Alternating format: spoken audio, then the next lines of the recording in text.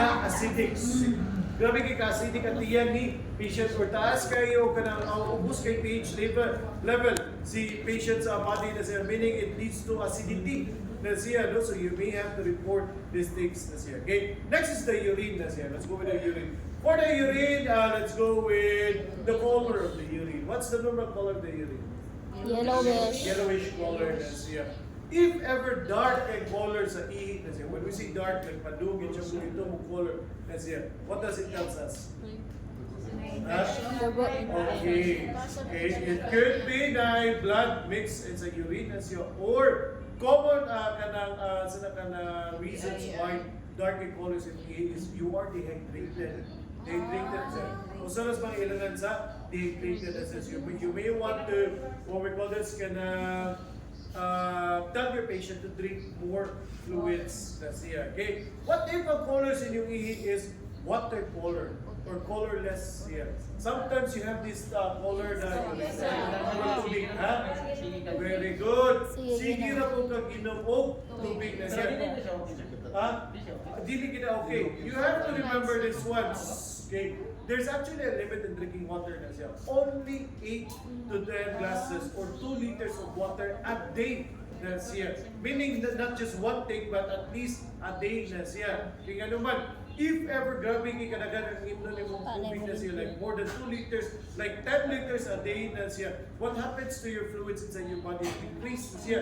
The blood fluid will also increase na siya, which leads to high blood pressure na siya. And eventually leads to cardiac arrest. Mas stress mo kasing-kasing tungkol sa kadaghan sa blood fluid na siya. Okay? So diligid angay na magsigi mong inom o tubig na siya. Just limit yourself. Mabito sa commercial, bingo ng commercial, drink at least 8 to 10 glasses of water a day. Huwag yun siya bingo na drink unlimited glasses of water.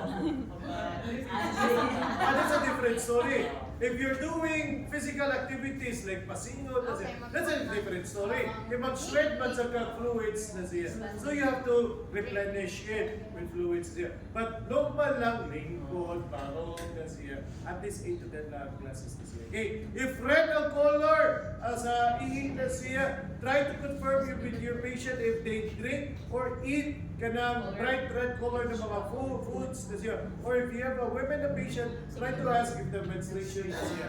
Kailangan ko yung menstruation na ipangin, musabot sa topic lang dugo na siya. If wala magani, suspected that the patient is bleeding na siya.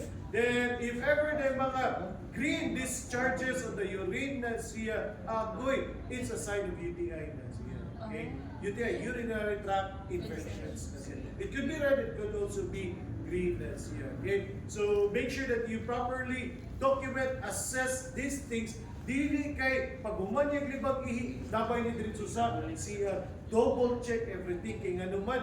These things will really help us tell unsa gyud condition ni patient na siya. You may not see it on the outside na siya, but sada kada naagi sa sulod ang problema na siya. And makita mostly sa mga discharges na siya.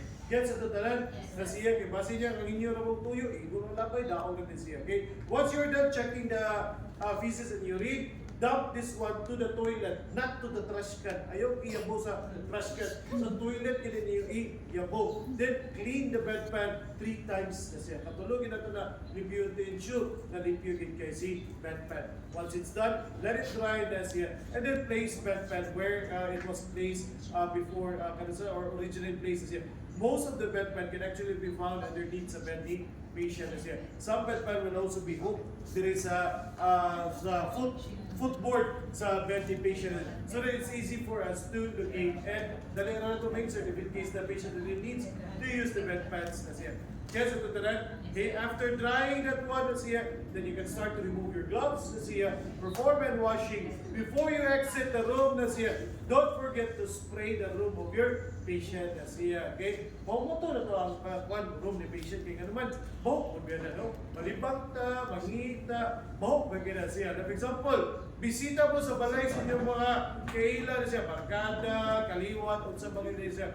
Kung malibang magaling mo dito, maikog ito mo gawas. Kaya naman, bahok pa kaya ang siya na siya. Yung may bawal, pinabukit sa hindi kami dito. Di ba? Ulaw, kisa lang ulaw. So before you exit, you do something about it. Spray, or you use soap na siya. Pag-usod yung baho sa soap and then spread the odor of the soap na siya. Safe po sa kuha na siya sa room ni patient. Spray it with Lysol, odorless na mga Lysol na siya to ensure kuha ka na wala. Di mo gamit na ng mga lemon, ng mga baho, kaya naman isog na sa ilong ni patient. And remember, the room is closed there. Di kagawas ang baho niya. Okay, so ganda lang mga Lysol na odorless na baho na spray na siya. Okay, then after that, exit the data. Okay, we go back to the nurse stations or karon sa asa we gonna area ng statements here. Record everything that you have done is here and report to your supervisors or to the doctors kanto mga abnormalities na kita ninyo ni patients here so that the doctor can assess further na siya and then provide right treatments na siya.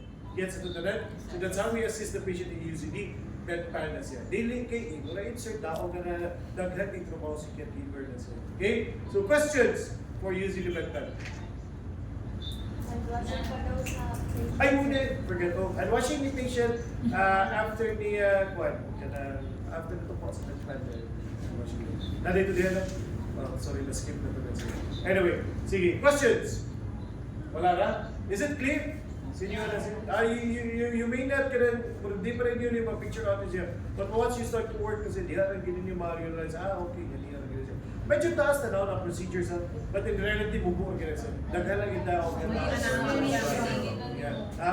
Mahalaga ka na. Okay, alright, sige. Off lang ang camera.